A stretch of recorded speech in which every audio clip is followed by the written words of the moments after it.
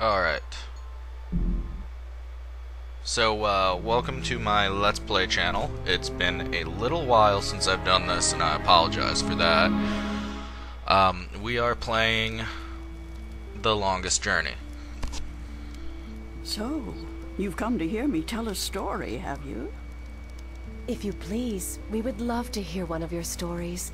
You have seen so much. You have lived so long. This game was, came out in 1999, if I recall correctly. It's supposed to be one of the best games ever made, and I'm not going to argue against that, because it is pretty awesome. Life, and I do have stories to tell. Now, I actually really enjoyed this game, there's no question about that. My biggest gripe with this game is how all my stories are true, child. Boring it gets on subsequent playthroughs. I like adventure games quite a bit, the point-and-click thing. As you can see on my channel, since that's almost all I play. But my problem with this comes from just it's boring after you beat it for the first time.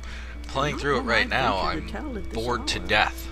I mean, there's no question that Ragnar Turnquist, the creator of the game, is a genius and makes some good games, but it bores the hell out of me. And that set in motion wheels that God, I don't want to keep playing this game right now. This might be the only Let's Play that I do on this game, because I really don't want to continue with it. Might do the sequel, which was Dreamfall. It stars a much more attractive character than April in this one. Might be graphical limitations of the software, actually, considering this was made in 1999 and Dreamfall came out in 2006 or 2005, I want to say. So there were huge differences in the graphics of the games and how good the characters looked, and oh god, we are watching the credits. That doesn't help the boringness too much. Here, let's just skip right over those. Alright, that is much better. Well, it looks like we're seeing a cutscene that in 1999 was breathtaking. What the hell was out back then? Was Voodoo still making graphics cards in 99? I think they were, and it was like the just standard GeForce, not even a numbered one. Pretty crazy. Pretty crazy. Things have changed a lot. This is a 12-year-old video game, which kind of speaks to the staying power of video games, especially classics like this one. I did Echo Quest for my first one, which that came out, I believe, in 1994 on Sierra's Edutainment label, which was pretty badass, to tell you the truth. Oh, this game is boring me. Yeah, definitely not going to keep going with this one. The first time through, I absolutely loved the game. It was fantastic. It was beautiful. It was great. I loved the story. But going back through it now, I am bored by this game. This would be my third playthrough of it, I believe. And on my second playthrough, I didn't even finish the game at all. I think I got to Arcadia and just gave up.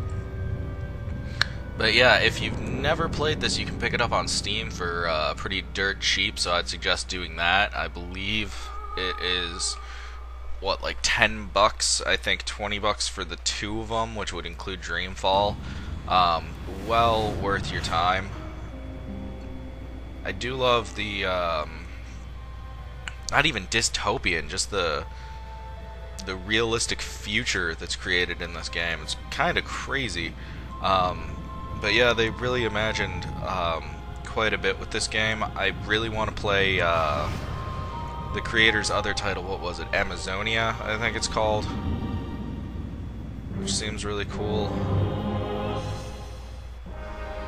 Now begins the annoying can't skip shit. Oh, no. Don't tell me I'm dreaming again.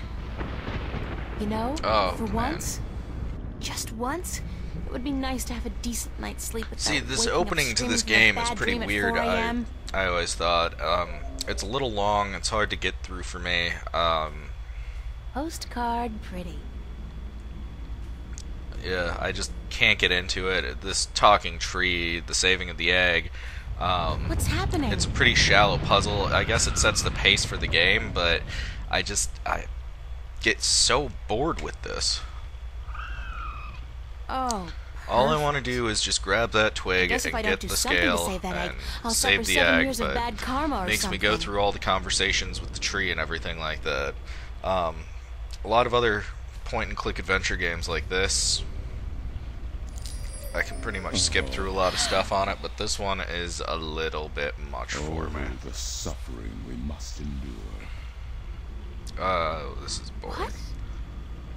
Why do you take such pleasure in torturing us?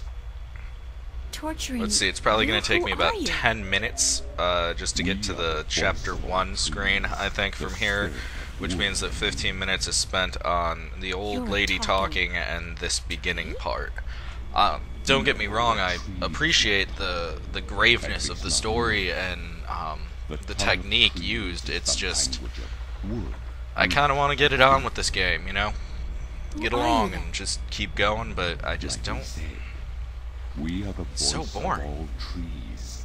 Whenever an injustice is done, we must speak for the tree if we are present. It's the puzzles in this generally make a lot of sense, though. That's what's really cool about this. Playing Echo Quest: The Search for Cetus, you'd find the weirdest puzzles, like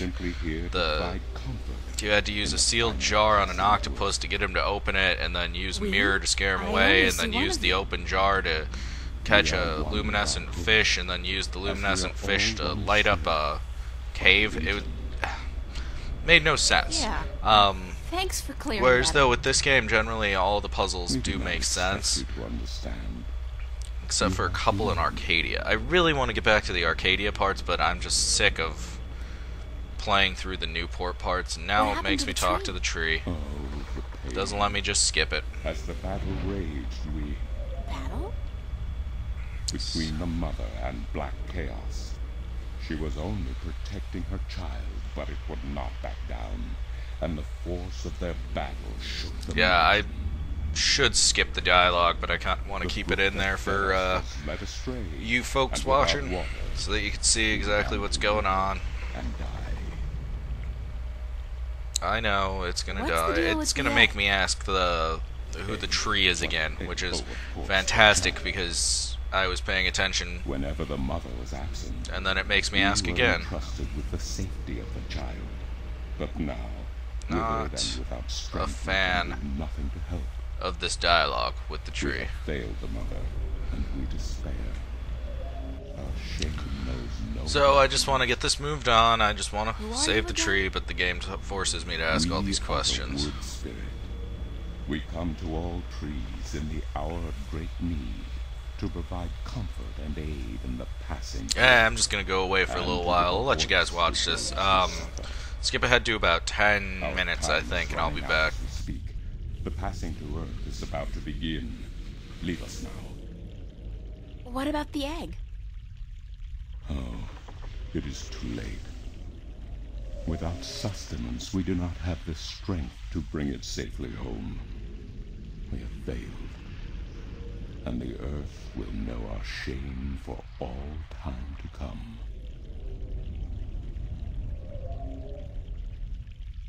Isn't there anything I can do to help?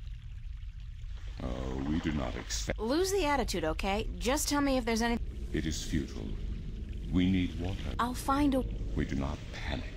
Unlike you, if, however, against all odds, you do succeed, we will carry the child safely back into its nest. Do not make a foolish attempt on your own. It would spell certain misery.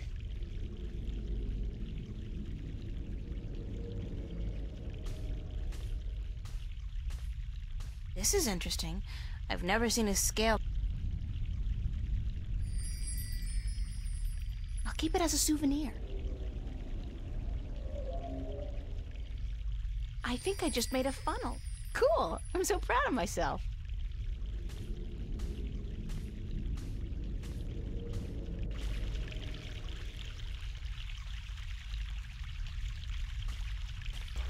Man, Man, those graphics.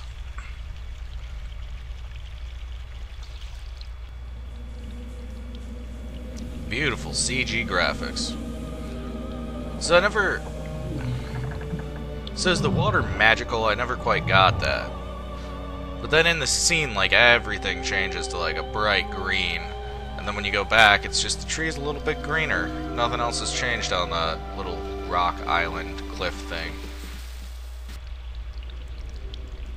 But yeah, here we're gonna talk to the tree god again, the spirit of the trees, and I hate this guy. He's a jerk. Hello. Leave us be. Are you okay? See, I just saved this tree's life, and then the spirit of the tree is just going to be like a total dick to me, and then not save the egg until I remind it. Aren't we forgetting something? Hush, listen. The song of ancient wood. Is it not sweet? Sweet, definitely. Yeah. Oh yeah. The baby's probably ready to boogie down as well. But Of the egg. Thank the earth. We almost forgot. not really feeling this one. I think I might switch games after this one chapter of this one, because I'm just not that into playing this one. I understand it's a great game. I'm not going to say that it's not. I'm just bored by it these days. I also never noticed that it was actually presented in widescreen before. That's something pretty cool. What? So this came out in '99, so it was 4:3 aspect ratios usually, which is odd because this looks like it's got a 16:9. It is you. You have come. You know me? I don't know, but it's got a Daughter. it's got a widescreen presentation. I like that. Waiting. Why? Because it begins here with you. I can't remember the end, and I can't remember what the hell this dragon is supposed to be. The breach and the mending. Greatly wish that I could get through the beginning of this game and just get on with the story once she gets to Arcadia, but you are the mother of the future bored. that may yet be. How will I know? How will I know what to do? I will guide you, and I will protect you as much as I can. Yeah, so I'm wondering what game I'll do after this one. Gotta figure that out. I'm afraid. Maybe I'll go back to a classic, do a LucasArts one. Probably something that'll need DOSBox, I'm guessing. We'll see. This is probably not a good thing. We'll see. See, now, some of the cutscenes in this make no sense. Like, why do they put in this cutscene where it's just sort of like, oh, look, it's the dragon. Alright, that's great. So, we go back to live action, and this thing attacks us, and then it goes into cutscene mode again. It's a pretty seamless switch, but I just think that it's kind of a redundant and weird way to do that. Falling in her dream. So that's the prologue to that game. That slow, boring prologue that takes forever to get through, especially for me. What a nightmare. I'm completely exhausted. I must have been tossing and turning all night. It's so hot in here, too. No wonder I keep having these weird dreams. Doesn't look like it's gonna cool down anytime soon, either. It's another sunny day in Newport.